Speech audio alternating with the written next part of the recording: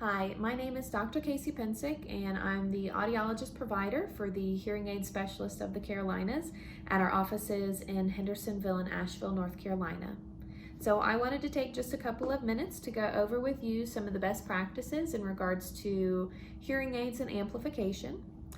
First and foremost, it's very important that you wear your hearing aids full time, right? The people who hate their hearing devices are the ones who only put them in to go to church, they only put them in to go to dinner, they only put them in to go to a meeting, and they're totally overwhelmed every time that they do. So it's very important to wear your hearing aids, ideally from the time you get up to the time you go to bed.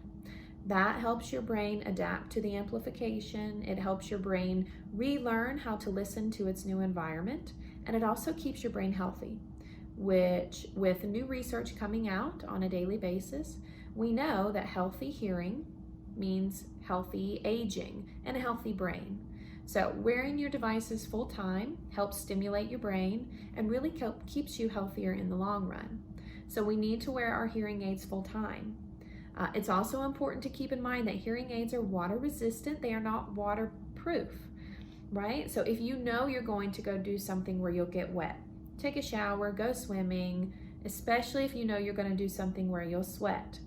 Playing tennis, racquetball, going on a hike, sit in the garden on a day when it's hot and humid outside, go ahead and play it safe and take your hearing aids out.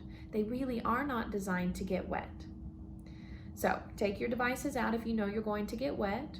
Take your devices out if you know that you're going to be around significantly, potentially damaging loud sounds.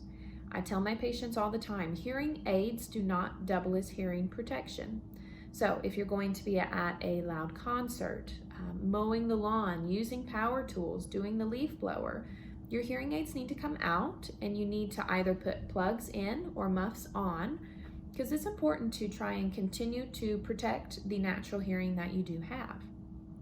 So outside of keeping your hearing aids dry, outside of taking your hearing aids off around potentially damaging sounds, it's also very important that you take care of your hearing aids.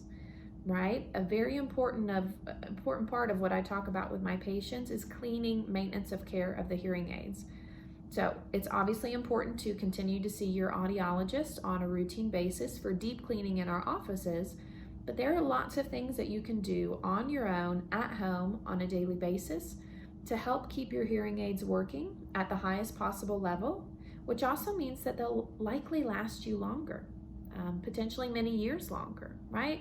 So it's very important to keep your hearing aids clean and to do that on a daily basis. And so of course you also want to take your hearing aids out when you sleep. If you're laying down for the evening, if you know you're going to lay down and take a nap, you need to take your devices off. Now the concern with sleeping in your hearing aids is that if you move around a lot in your sleep, it gets pushed out of your ear, it winds up in the sheets, in the washer, under the bed, in the vent. So if you know you're going to lay down to sleep, just go ahead and play it safe and take your devices out. Open the battery doors to turn them off or place them back in your charger if you have rechargeable devices. So these are just a couple of the best practices in regards to using and taking care of your hearing aids. We do have some other videos that go over daily cleaning of your devices, so I would encourage you to watch those as well. And again, it's just important for us to review all these best practices for you in order to help you do as best as you can with devices that you have.